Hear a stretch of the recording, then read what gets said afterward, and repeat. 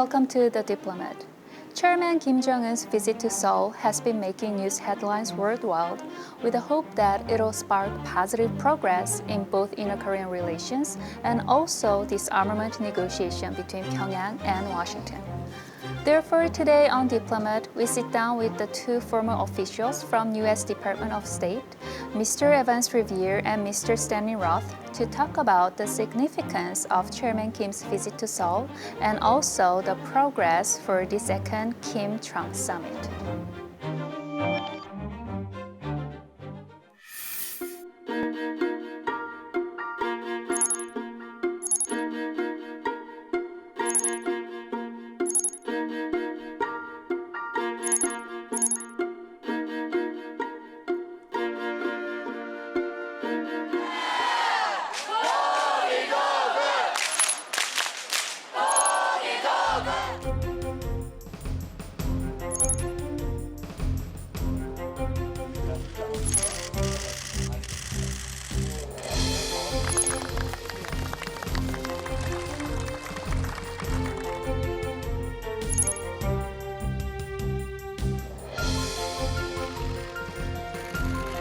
오늘 김정은 위원장과 나는 완전한 대화를 통해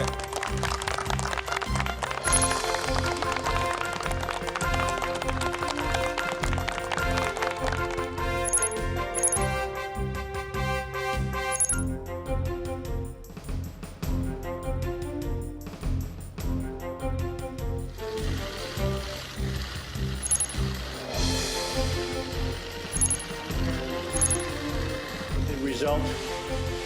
A lot of goodwill went into this, a lot of work, a lot of...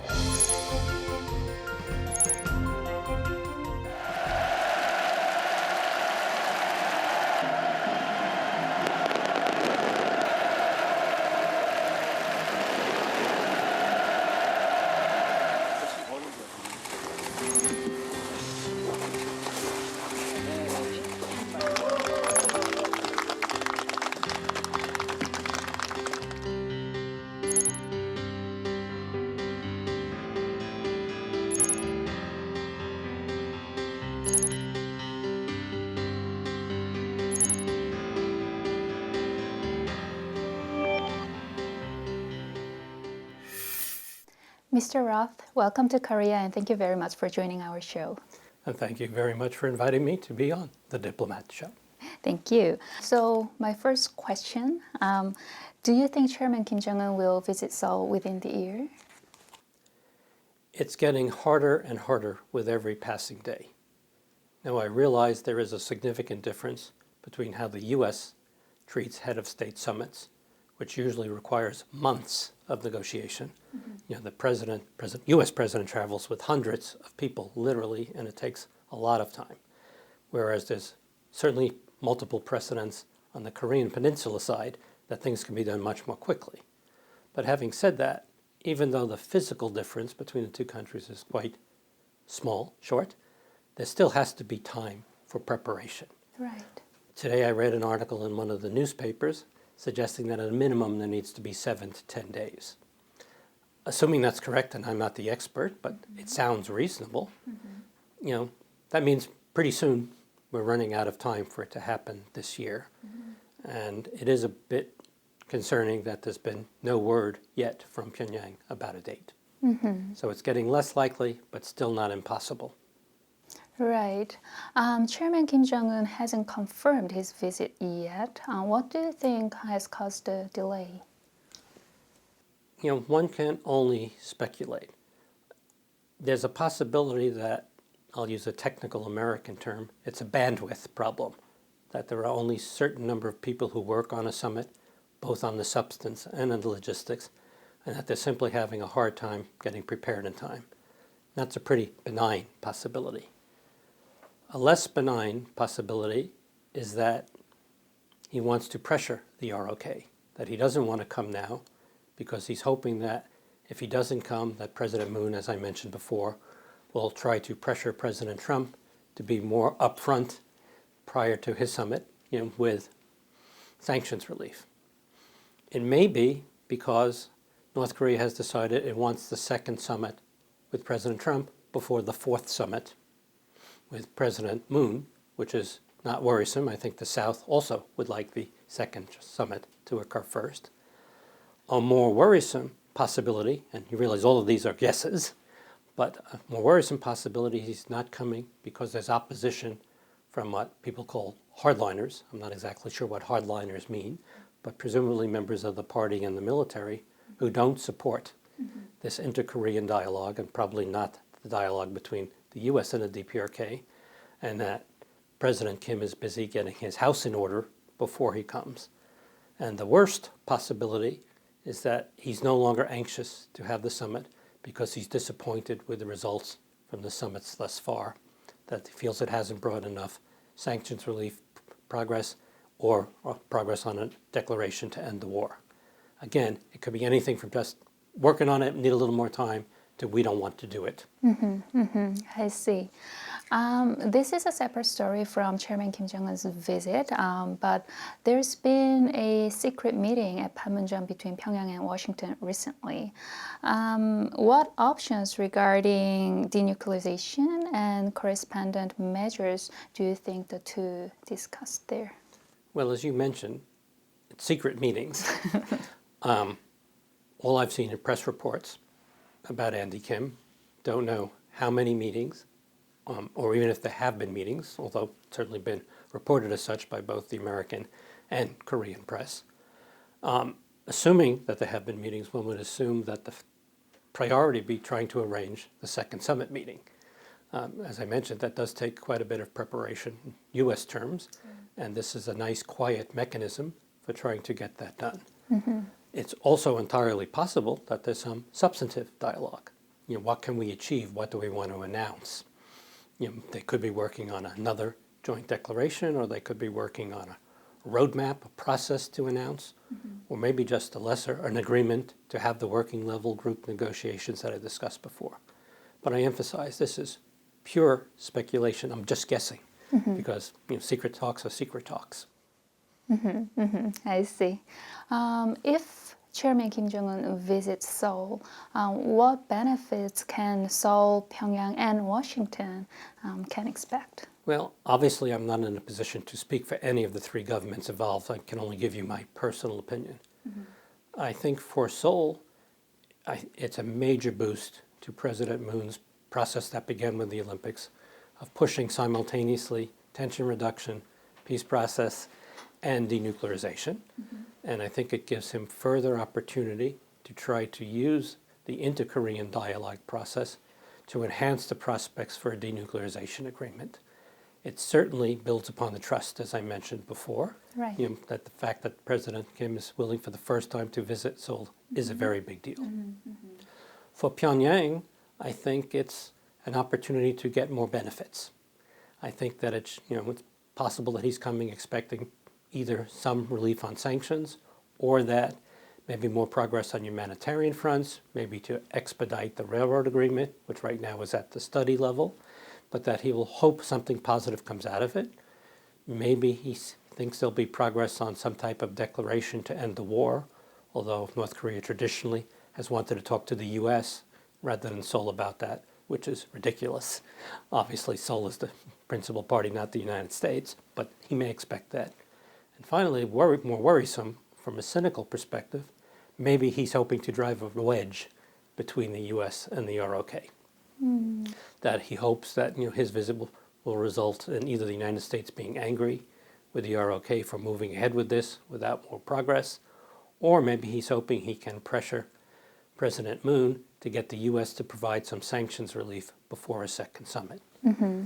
For the United States, and again, speaking only for myself, not for the government, I think that there's some hope that maybe President will succeed once again, pull a rabbit out of a hat, and get President Kim to agree to a second summit quickly. Not 6 months from now or 8 months from now, but to go forward with it, to keep the momentum from 2018. And I think the United States is also more confident that because of the new working group that's been set up between the two countries, that there will be excellent coordination and that there's much less worry about what might come out of the summit than there was before there was this coordinated coordination mechanism. I see. Speaking of the relationship between North Korea and the United States, do you think Chairman Kim's visit will be able to facilitate a breakthrough for the deadlocked relationship between Pyongyang and Washington? It's exactly the right question, and I wish I knew the answer. Quite seriously, that a lot depends on what President Kim brings with him. It's my strong view that the second summit can't just be a repeat of the first summit. The first summit was hugely important symbolically. And there wasn't all that much substance that came out of it. What was it, 9-paragraph joint statement is very short, and it was very general. That can't happen again at a second summit if it's going to be a success. That would just be looking at as a repeat of Singapore. So therefore, they need to have results. And I think there's pressure on both countries to get results. And what that means to me is there has to be adequate time and preparation for a summit, that it can't be last minute, and just focused on the logistics, that there needs to be senior officials, working group or working groups to work on the various issues. From the U.S. side, I think the expectation is that Ambassador Stephen Biegun would lead these kind of negotiations. And of course, Secretary Pompeo can support him at a higher level with his counterpart on the North Korean side. But there needs to be engagement on both of these levels before a summit, I believe, if we're going to achieve progress. I would rather have a slightly later summit. I'm not talking about years or 6-8 months even, but it's worth a couple of months to have these type of preparations. Speaking of lifting sanction, the United Nations Security Council and also the U.S. recently granted an exemption related to the railroad survey in North Korea. What do you think it signifies? I think what it signifies is the success of the recently established working group between the ROK and the United States on North Korea. That before this went to the UN, there were discussions between our two countries, and it was agreed that it should be brought to the UN and that the study should go forward. Having said that, I have to emphasize that the decision was only about the study, not about execution after the study is completed. And obviously there would have to be probably several rounds of negotiations before there might be an agreement for permission to go ahead with the actual project. And that would very much depend on what comes out of the next two summits, the one between President Trump and President Kim and the one between President Moon and President Kim. I see. This is my last question. 2018 has been such a dynamic year for the Korean Peninsula. What is your assessment of the year? And also, what are your prospects for the peace process on the Korean Peninsula in 2019? Well, I think 2018 definitely was a dynamic and positive year. 2017 was awful.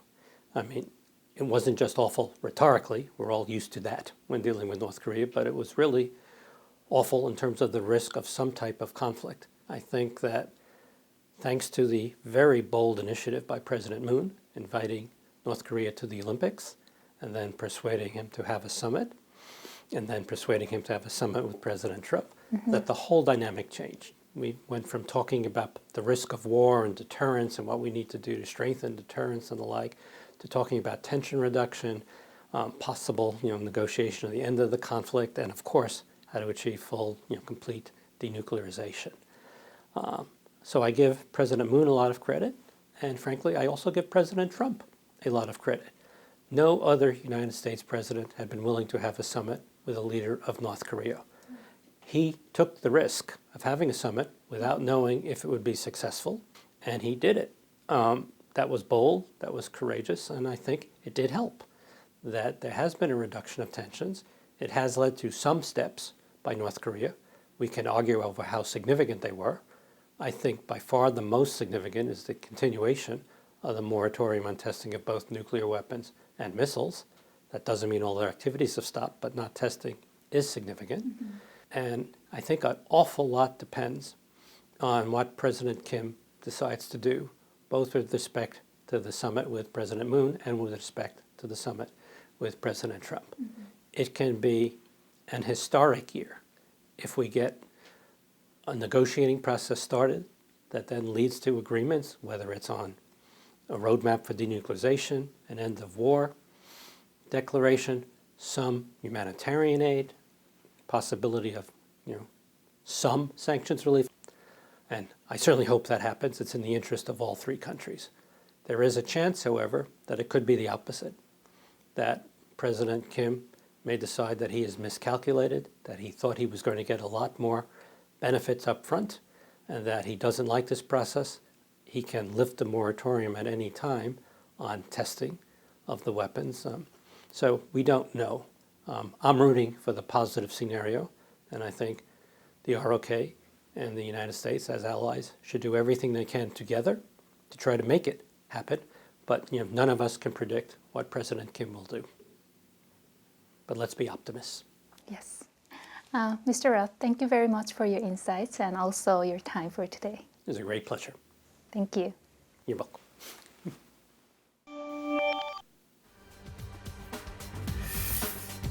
The possibility of a second Kim-Trump summit has also come to the fore, along with the Chairman Kim Jong-un's visit to Seoul. So now let's focus on the current status of Pyongyang-Washington relationship.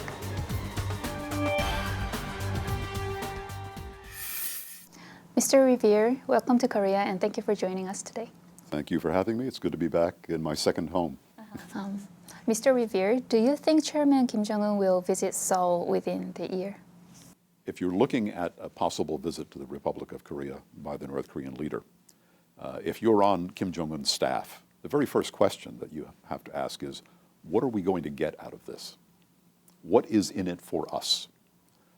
All of the things that the North Koreans really want are things that are restricted by the existence of international sanctions and bilateral and unilateral sanctions, or things that are virtually impossible to achieve, such as the end of the U.S.-ROK alliance, the removal of U.S. troops on the Korean Peninsula, the removal of the U.S. nuclear umbrella. Those are all the things that the North Koreans over the years have said that they want. That's not going to happen.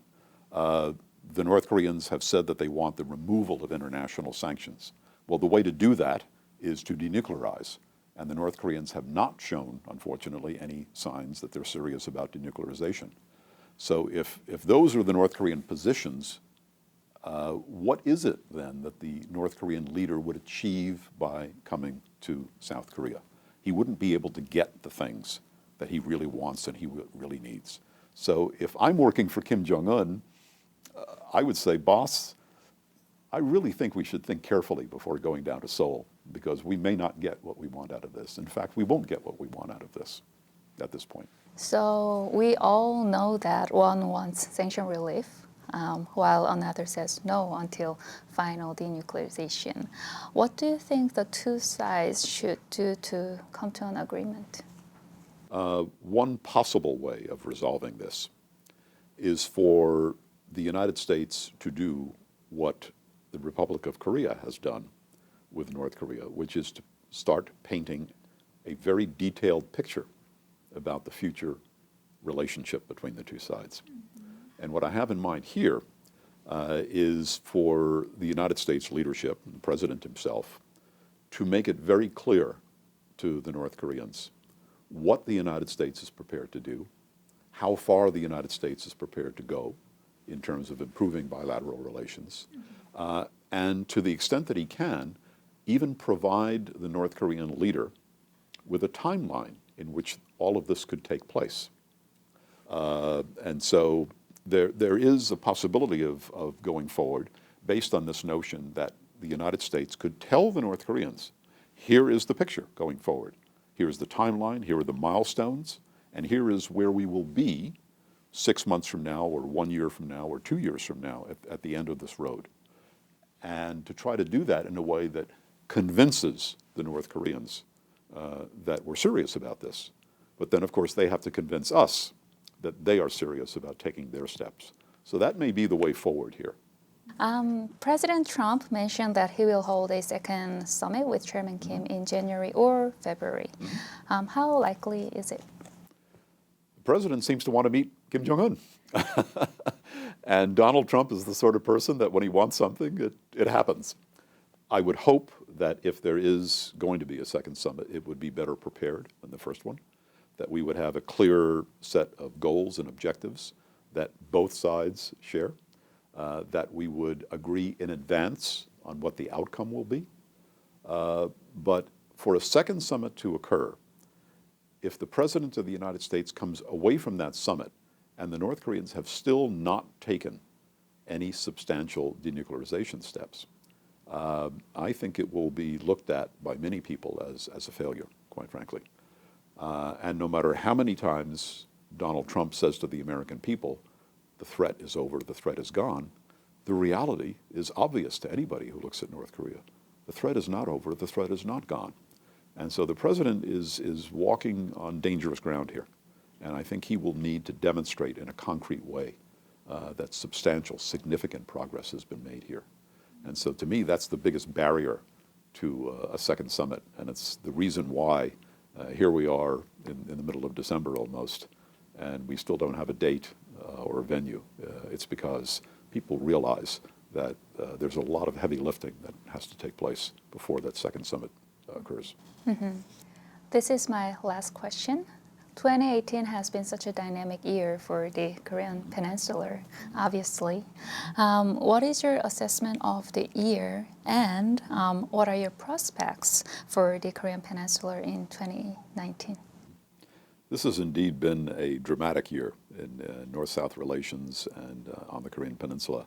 I would never have predicted a year or so ago that we would be where we are in terms of all the summitry, in terms of all the dialogue, in terms of all the elevated hopes for reconciliation, peace and stability, and tension reduction on the Korean Peninsula. We are not in a bad place right now. We have done something remarkable this year. The idea of a summit between the President of the United States and the DPRK leader, that's an astonishing thing that I would never have predicted. Even though, as I mentioned earlier, I've been advocating high-level engagement between the United States and North Korea, I did not expect it would be at the leadership level. I thought it would be a very high-level envoy from each side representing leaders. But we've had that summit, and we've had this engagement. We have opened these channels. The channels have allowed us to explore things that we've never explored before, and that's a good thing. We can now use and exploit those channels to try to move the ball forward on denuclearization. But I continue to be very troubled by what I'm hearing from Pyongyang, what I'm hearing from their leader, what I'm hearing from other senior North Korean officials about their intentions in the nuclear and ballistic missile area. If they are serious about their determination to continue to expand their national nuclear force, as they call it, if they are serious about mass producing nuclear weapons and ballistic missiles, which is what the North Korean leader ordered them to do in January of 2018, then we have a problem going forward. I hope that the North Koreans will reflect carefully about the implications of continuing to develop their nuclear weapons and ballistic missiles.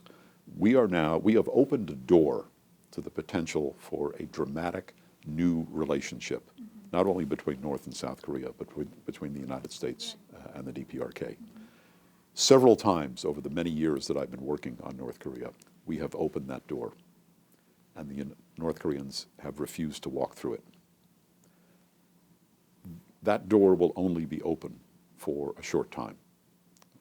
At some point, the United States administration may conclude that the North Koreans are not serious about denuclearization. I am very skeptical that the North Koreans are serious about denuclearization, but I haven't yet given up hope. So the door is open. The door is open for a limited period of time. And I would encourage my friends in Pyongyang, and I have several of them, to think carefully about the implications of not being serious about denuclearization. because that could make 2019 a very difficult and very complicated year. And I've been telling my South Korean friends and my American friends who look at North Korea that we need to start thinking about Plan B if the North Koreans are not serious, even as we pursue Plan A, which is engagement, dialogue, and discussions about the possibility of denuclearization. So one word I would use to describe next year, uncertainty, which is a word that I often use when I talk about North Korea and where we are. I'm not pessimistic, but neither am I optimistic. So I'm realistic, I think, and we'll see what happens. Okay. Mr. Revere, thank you very much for sharing your insights with us today, and also thank you very much for your time too. Thank you very much. It's been an honor and a pleasure to chat with you. Great questions. Thank you. Thank you.